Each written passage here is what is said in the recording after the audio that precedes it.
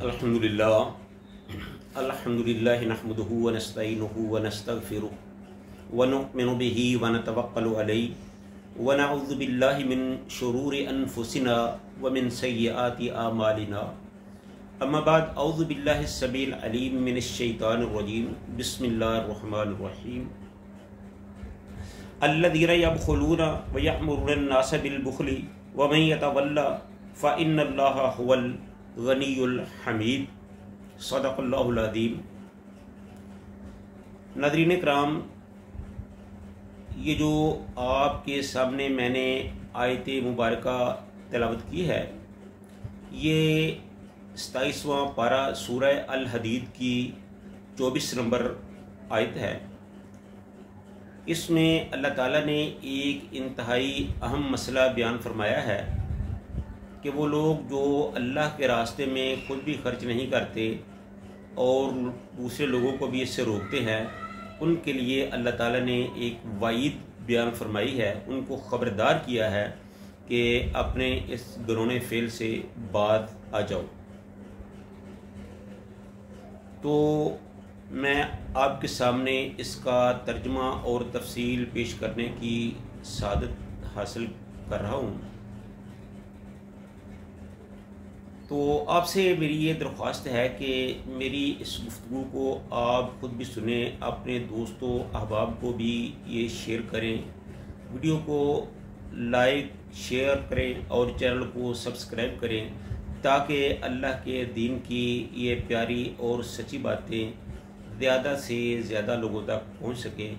हो सकता है कि हमारी ये छोटी सी काविश अल्लाह को पसंद आ जाए और ये हमारे लिए बाइस निजात बन सके।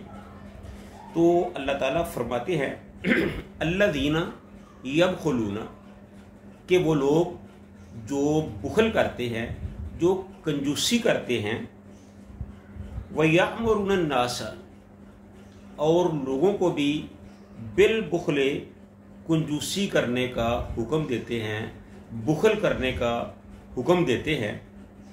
तो इसमें इस आयत के इस हिस्से में दो पहलू हैं। एक तो आदमी अल्लाह के रास्ते में खुद खर्च नहीं करता और दूसरा लोगों को भी रोकता है। तो पहले मैं ये अर्ज करूँगा कि आदमी खुद खर्च क्यों नहीं करता। उसकी एक वाज़ेह सी मिसाल है,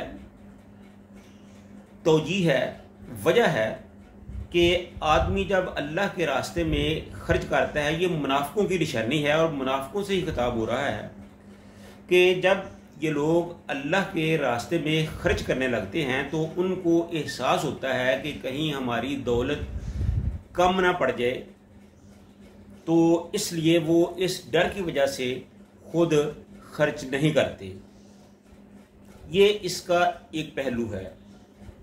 और इस आयत का दूसरा पहलू ये है कि वह यामुरूना अन्नास बिल बुख़्लि, और एक तो वो खुद खर्च नहीं करते और दूसरा वो लोगों को भी अल्लाह के रास्ते में खर्च करने से मना करते हैं। वह यामुरूना अन्नास, बल्कि लोगों को हुक्म देते हैं कि तुम ऐसा ना करो। तो ऐसा क्यों करते हैं? ऐसा इसलिए करते हैं कि चूँकि उनके पास बहुत ज़्यादा दौलत होती है और वो खुद तो खर्च करते नहीं हैं। उनको डर होता है कि कहीं हमारी दौलत जो है वो कम ना पड़ जाए, तो इस वजह से वो खर्च नहीं करते। और जो उनके इर्दा गिर्द लोग होते हैं, उनके पास किसी के पास दौलत कम होती है, किसी के पास ज़्यादा होती है। कुछ अल्लाह के रास्ते में खर्च करने वाले होते हैं, कुछ खर्च करने वाले नहीं होते। तो वो सबको कहते हैं कि तुम खर्च ना करो। उस खर्च ना करने की वजह यह है कि जिनके पास दौलत कम होती है वो भी जब अल्लाह के रास्ते में खर्च करते हैं तो ये जो बखील आदमी है उसको इस बात का एहसास होता है, नदामत होती है, शर्मिंदगी होती है कि मैं खुद तो खर्च कर नहीं रहा और मेरे साथ वाला जो है वो अल्लाह के रास्ते में इतना खर्च कर रहा है। तो उसको लोगों के सामने नदामत और शर्मिंदगी का सामना करना पड़ता है कि लोग क्या कहेंगे कि अल्लाह ने इसको इतना मालो दौलत दिया है और वो इस पर इसको अल्लाह के रास्ते में खर्च नहीं करता। और फ़ला आदमी है उसके पास बहुत कम दौलत है तो वो अल्लाह के रास्ते में खुली खर्च करता है, तो इसलिए उसको इस बात पर नदामत और शर्मिंदगी होती है कि लोग क्या कहेंगे, लिहाजा वो इस नदामत और शर्मिंदगी से बचने के लिए दूसरे लोगों से भी कहता है कि वो भी अल्लाह के रास्ते में खर्च ना करें, ताकि लोगों को ये बात करने का मौका ही ना मिल सके। तो इसलिए वो एक तो खुद खर्च नहीं करता और दूसरा वो लोगों को भी इस सिलसिले में खर्च करने से रोकता है। और फिर इस तरगीब में वो मुख्तलिफ़ किस्म की मिसालें देता है कि देखें जी, इस दौलत को संभाल के रखें, इसको कारोबार में लगाएं, इसका घर खरीद लें, इसकी गाड़ी बना लें, ये आपके बच्चों के काम आएगी, आपने बच्चियों की शादी करनी है, अगर आप खर्च कर देंगे तो फिर वो कहाँ से करेंगे। इस किस्म की मसाले लोगों को देता है। तो मकसद एक ही होता है कि लोग अल्लाह के रास्ते में खर्च ना करें और उसके लिए शर्मिंदगी का बायस ना करें। यूं वो अनजाने में शैतान का भाई, शैतान का दोस्त बन जाता है। जो काम शैतान ने करना होता है वो काम खुद इंसान करने लगता है। अल्लाह ताला इससे महफूज रखे। तो पता ये चलता है कि आदमी को एक तो अल्लाह के रास्ते में खुद भी खर्च करना चाहिए और दूसरा लोगों को भी रोकने की बजाय उनको अल्लाह की राह में खर्च करने की तरगीब देनी चाहिए। अब आयत का दूसरा हिस्सा है, उसमें अल्लाह फरमाते हैं कि वमन यतवल्ला फ़इन्नल्लाह हुवल गनियुल हमीद, के जो भी अल्लाह के हुक्मों से मुंह मुड़ेगा, यानी अल्लाह के रास्ते में खर्च करने से मुंह मुड़ेगा, नेकी के कामों से भागेगा, नमाज पढ़ने से रोकेगा, खुद भी रुकेगा, दीन से दूर होगा, तो अल्लाह ताला फरमाते हैं कि फ़इन्नल्लाह हुवल गनियुल हमीद, किसी के रुकने से, मुंह मोड़ने से, भागने से अल्लाह को कोई फ़र्क नहीं पड़ता। वो तो गनियुल हमीद है, वो बेपरवाह है, लापरवाह है। तो वो तो खुद अपनी ज़ात में महमूद है, वो किसी का मोहताज नहीं है।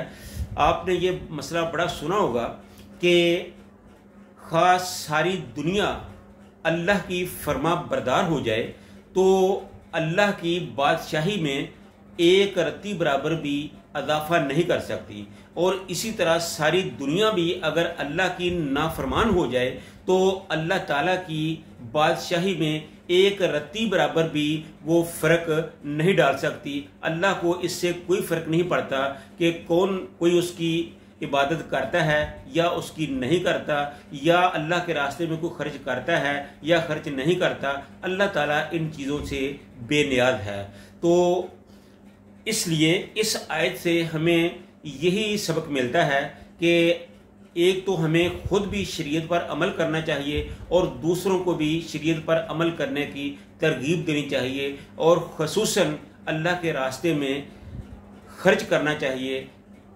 इसमें बहुत सी चीज़ें हैं, जहाद में खर्च करना चाहिए, इसमें मुआशरे के पिसे हुए जो तबकात हैं उन पर खर्च करना चाहिए, बेवगान पर खर्च करना चाहिए, यतीमों पे खर्च करना चाहिए, मस्कीनों पे खर्च करना चाहिए, सफ़ेद पोशों पे खर्च करना चाहिए, और ख़ुद भी खर्च करना चाहिए। दूसरों को भी इसकी तरगीब देनी चाहिए, किसी को रोकना नहीं चाहिए। अगर कोई रोकेगा तो वो अल्लाह की नज़र में मुजरम होगा, जिसकी बिल आखिर उसको सज़ा मिल के रहेगी। तो अल्लाह ताला हम सब को दीन इस्लाम पर, कुरान पर अमल करने की तौफीक अता फरमाए। व आखिरु दावाना अनिल हम्दुलिल्लाहि रब्बिल आलमीन।